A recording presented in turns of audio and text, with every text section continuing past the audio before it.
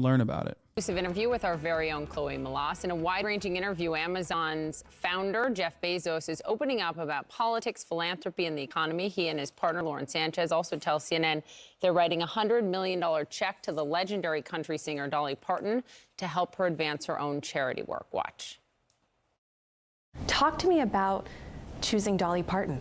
Well, look at what she's done and how she's led her life. And the way she's done it, these bold things, always with...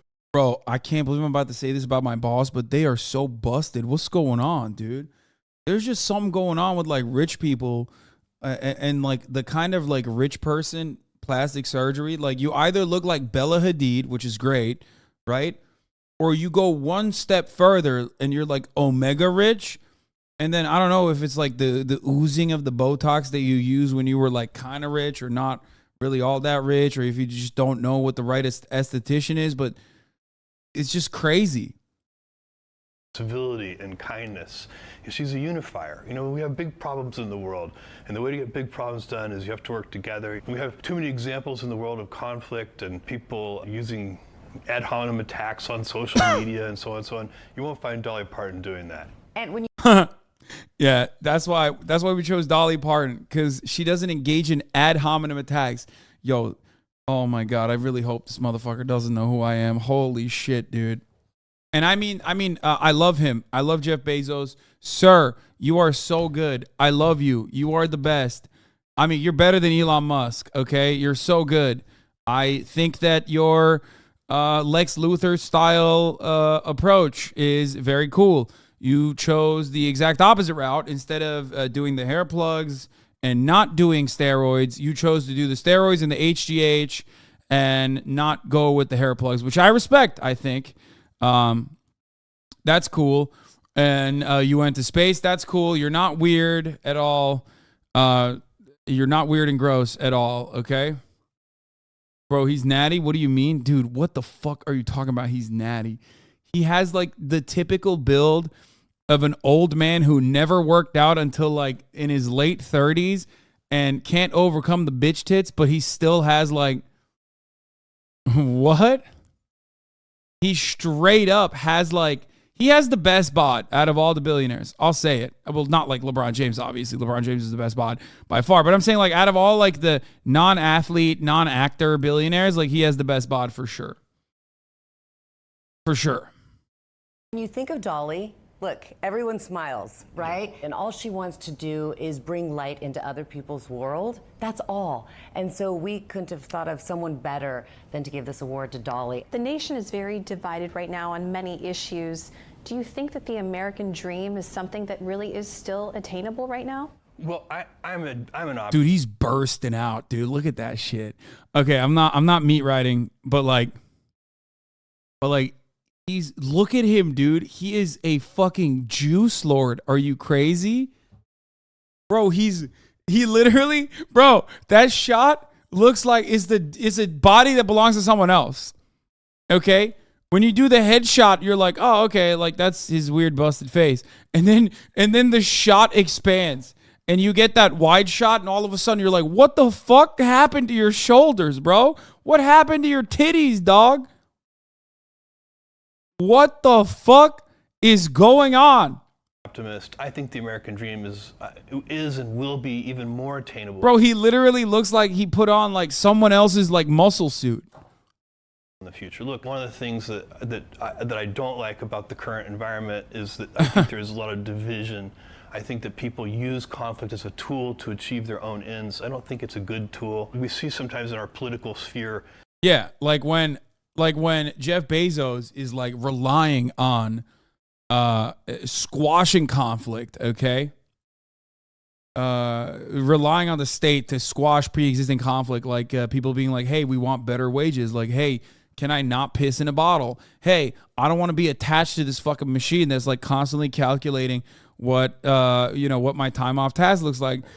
He's relying on the inherently oppressive structural violence of poverty that came before him and will probably continue after he passes, right? If he ever perishes, he might have already figured out the whole like head in a jar type thing. Who knows?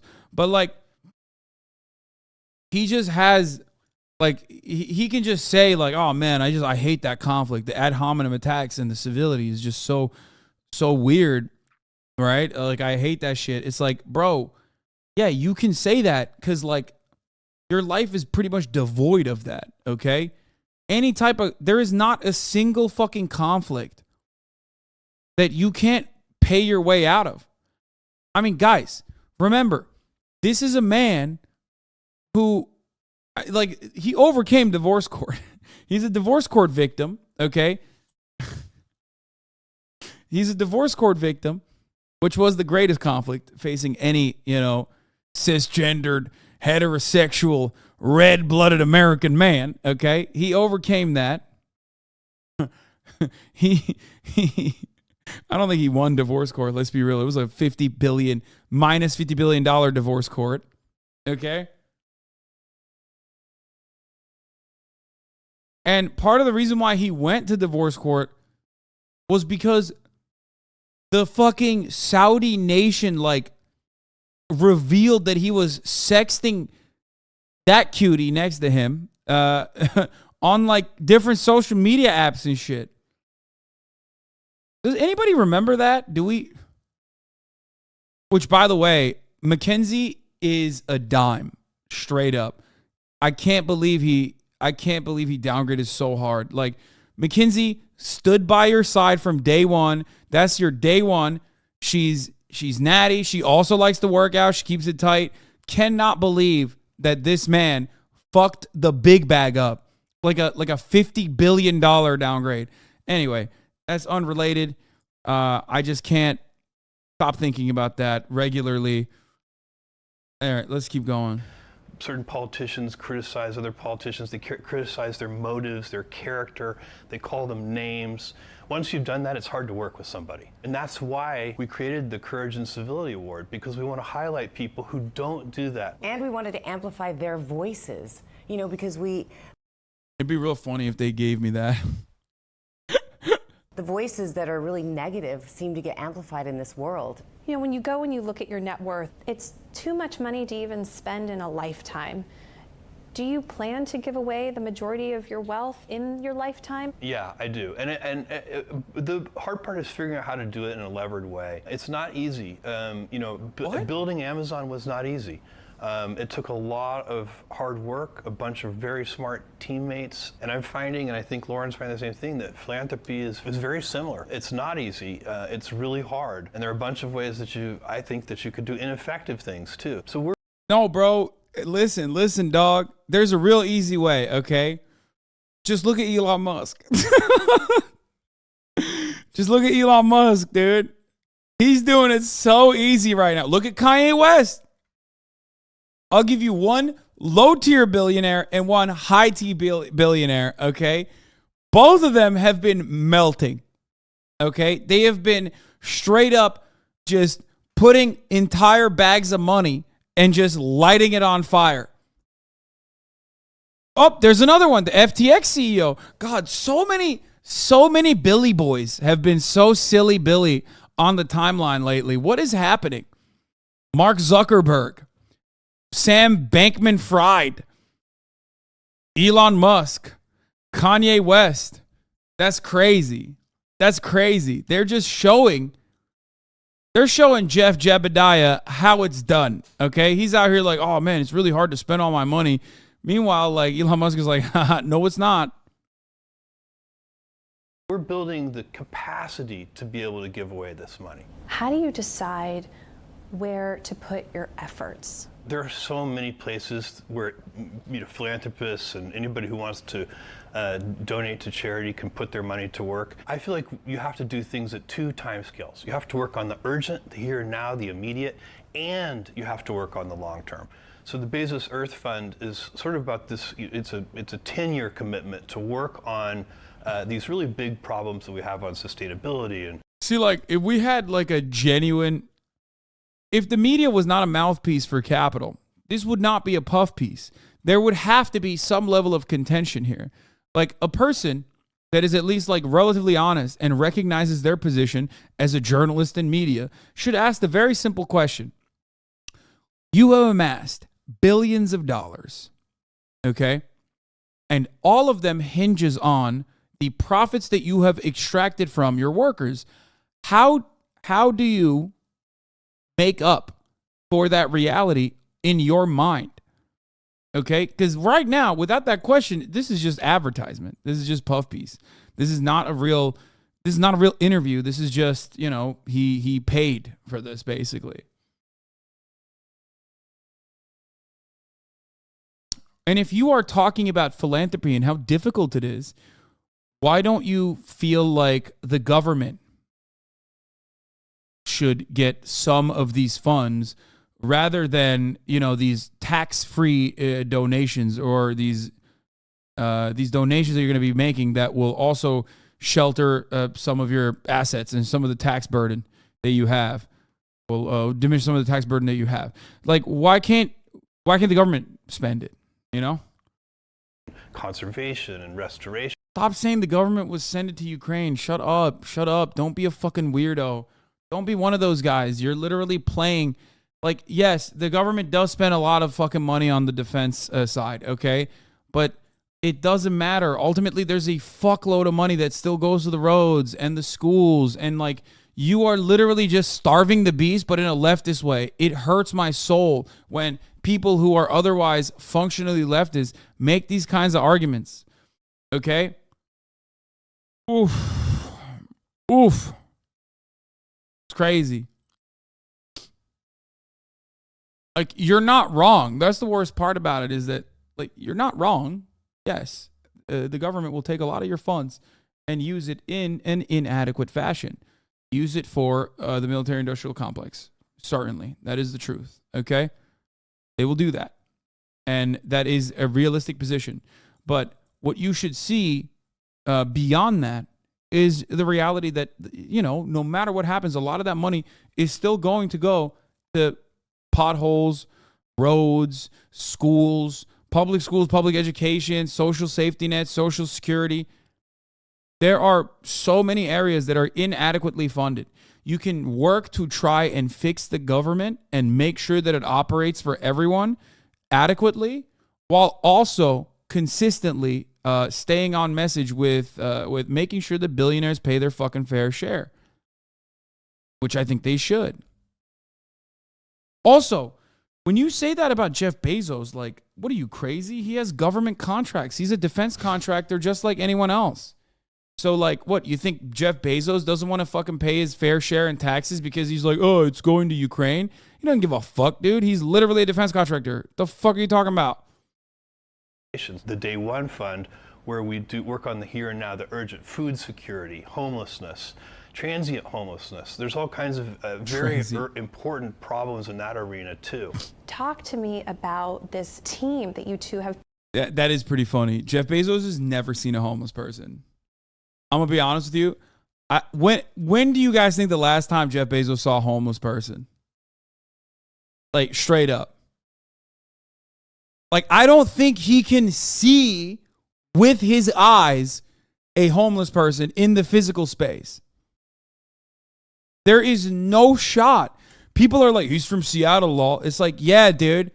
What? He lives in a fucking compound. You think he just, strolls down to the local Starbucks to grab a cup of Joe? Like, no. It's Jeff Bezos, brother.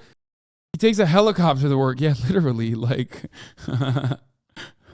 also, the irony is that, like, every single person that he is in any room with the exception of, like, maybe Davos or, like, the Aspen Ideas or, like, the fucking Idaho, the Jackson Hole conference that he goes to, every single person Jeff Bezos meets is infinitely closer to homelessness than they are to Jeff Bezos. Jeff Bezos is so wealthy that he quite literally is in like 99.99999% of rooms, everyone is literally homeless. Like, he went on a fucking rocket. He went to space with a bunch of dudes who were functionally homeless in comparison to his wealth. William Shatner included. Okay? Would you hit Jeff Bezos? He's hot. I'll say it. He works out. built together. That's a good word. We're really great teammates, and we also have a lot of fun together, and we love each other. True. So I love how This we is work together. We Shatner. always look at each other and like, we're the team. It's easy, you know. We bring each other energy. We respect each other, so it's fun to work together. Let's Yeah. bring in our own Chloe Melas, who sat Yeah, people say don't sleep with your boss until your boss is Jeffrey Jebediah Bezos, dude. I mean, come on, he's hot. He's hot. down with the two of them. It just goes without saying it is so hard to get time with them. So the fact that you're the one they chose to sit down with says a lot. Thank you. Well, look, it's the first time that we The real reason they divorced, Short King slander. How dare you, dude? That is actually bullshit. No, the real reason why they divorced, I told you why they divorced. It's because he was like sexting some honeys. You know what I mean? That's what he was doing. Bro, he ain't watching right now. You can talk shit. Listen, dog, I'm trying to secure a fat contract, okay? I'm trying to get the bag. I honestly, he fucked up the bag double time. Like, not only did this cost him $50 billion, but it also cost him like Mackenzie Bezos' love and affection. And she seems like as normal as you can be. It's not like they met while he was like super wealthy or anything. They like literally, that's a day one. And she's very attractive, like on top of everything else. But it's in my opinion, I think it's like so much more important to be day one than anything else. All the money in the world and he still can't buy privacy, brother. The Saudi kingdom hacked him. It's not like it was some fucking phishing scam that he got caught in. It was the Saudi government. The level of access that they have. Here, let me tell you something, okay? The Saudi kingdom has more access to your shit if they want to. Like, let's say you're like a Shia Saudi person living in fucking Canada, okay? They have more access to your personal information than like the CIA does. They'll just go and buy it. Like I said, it doesn't matter if unless you're like an 18-year-old Shia, a Saudi national who is a Shia who is like living in fucking Canada or some shit. Anyway.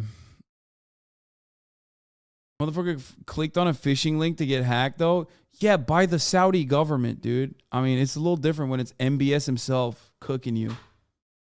Why did they do that? I don't really remember what was the reason behind that move. They married when he was the richest person in America and she worked for him? What do you mean, day one? Wait, what? No, dude, you're talking about Bill Gates. You're mistaking Bill and Melinda Gates for Jeffrey and Mackenzie. I think he was still caked up, but he was nowhere near. Like, this is. Oh, it's because he bought Washington Post. That's right. Good call, guys. When did they get married? Let's look at Jeffrey and Jeff Bezos, Mackenzie Scott marriage. Yeah, they were married for 25 years, man. I don't think he was worth $5 billion. Wait, really? I thought they started Amazon together, though. In 1992, Bezos was working for D.E. Shaw in Manhattan, where he met novelist Mackenzie Tuttle, who was a research associate at the firm. The couple married a year later in 1994. They moved across the country to Seattle, Washington, where Bezos found Amazon. Yeah. They got married, and then Jeff Bezos made Amazon. And she definitely she was there.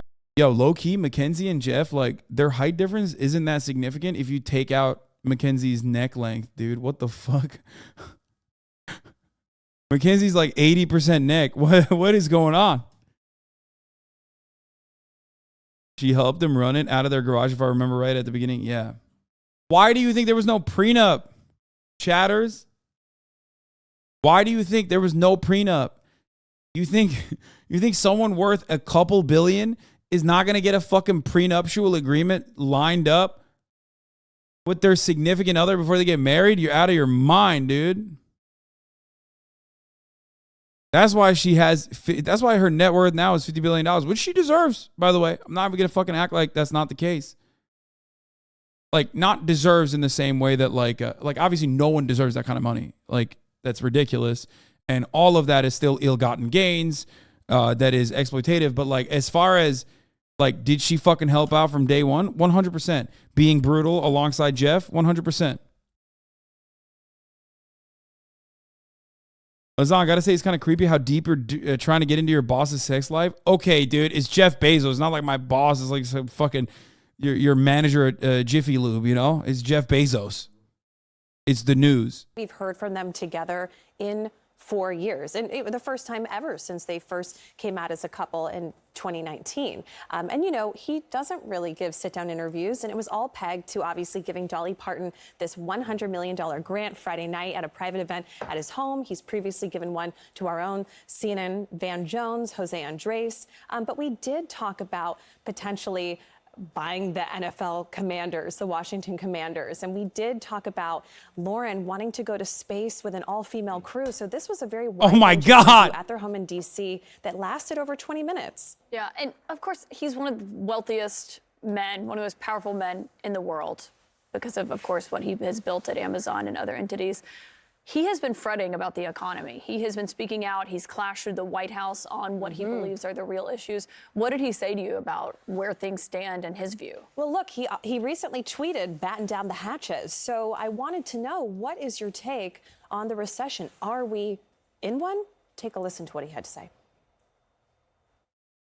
We are in some tough economic times. Yeah. Some people say that perhaps we're already in a recession. Do you think that we're in one? And what is your advice for small business owners? I don't know whether we're technically in a recession. I know economists argue over that, and they have certain technical definitions. What I can tell you is the economy does not look great right now. Things are slowing down. You're seeing layoffs in many, many sectors of the economy. People are slowing down. The probabilities say if we're not in a recession right now, we're likely to be in one very soon. So my advice to people, whether they're small business owners or, you know, is take some risk off the table. If you were going to make a purchase, maybe slow down that purchase a little bit. Keep some dry powder on hand and wait a bit and see how. Try to reduce some risk in your business or your life. Well, you tweeted "batten down the hatches." That's what you mean by that? That's what I mean. If you're an individual and you're thinking about buying a new, large screen TV, maybe slow that down, keep that cash, see what happens. Same thing with a refrigerator or a new car or whatever. Just take some risk off the table. If you're a small business, maybe delay some capital purchases. Do you really need that new piece of equipment? Maybe it can wait a little bit. Have some cash on hand. Just a little bit of risk reduction could make the difference for that small business if we do get into even more serious economic problems. So you got to play the probabilities a little bit. Any idea in terms of what you're hearing or just with your expertise as to how long this recession could last? I don't think even the most experienced economists in the world can answer that question. It's a very challenging thing to try and estimate. So is someone going to ask, like, so what's up with, like, when you say, shave a little bit from the corners, do some cost cutting? What about the 10,000 employees you are starting to fucking lay off? Like, does that factor into your, redundancy elimination? Because you're Jeff Bezos. Like, you're telling me, lay off the fucking avocado toast. But for you, that means, like, 10,000 workers that are now out of a job. Crypto bros recording themselves crying? Stop. Oh, God. I can't watch that. You want me to come? Is that what you want me to do? I can't do that. That is literally porn for me. Stop. I'm going to come. Do not come. I'm going to come. So I think you just have to try and be reasonable about it, take as much risk off the table as you can for yourself. Hope for the best, but prepare for the worst. So you heard Jeff Bezos right there say that if you're looking to make some big purchases to maybe think twice about it for right now, to keep some powder on hand, he was saying. And then, we're in the midst of a tech recession with all of these layoffs in the industry, and it's a really uncertain time. And, we also got into other things, like I said, in space and what it looks like on their Saturday night and how they fight over what movies to watch. And so later in the day, we'll show you some more. You know what's interesting, and you were talking about, sort of the buzz around him. You see, I saw him and Lauren at the Portrait Gallery unveiling. Bro, that's like, dude. It's always funny when like chatters think I'm to this degree mobbed up, lack of a better term, because like Don Lemon and Jeff Bezos are like hanging out at gallery openings and shit. You know what I mean? The fuck? With Clive Davis, so you have all of these people in the room. That's how you arrive at a fucking non-contentious relationship within the media and those who own capital, by the way. Because that person that's offering that puff piece interview to Jeff Bezos wants to become that person one day. And she knows in order for that person to become this person, you got to fucking not rock the boat. The top of the celebrity CEOs, not that he's a founder, but who was in the room? Marianne Edelman-Wright, Jose Andres, Venus and Serena Williams, Hillary Clinton, Dr. Anthony Fauci, Clive Davis. You know who? I mean, people were focused on them, but you know who had the biggest buzz? Tell me. Jeff Bezos. I mean, he did go to space. Yeah. There's that too, on top of everything else. And it sounds like I'll say again, that she's planning to go with an all-female crew in 2023. So there you go. That's so sick. Yeah, feminism.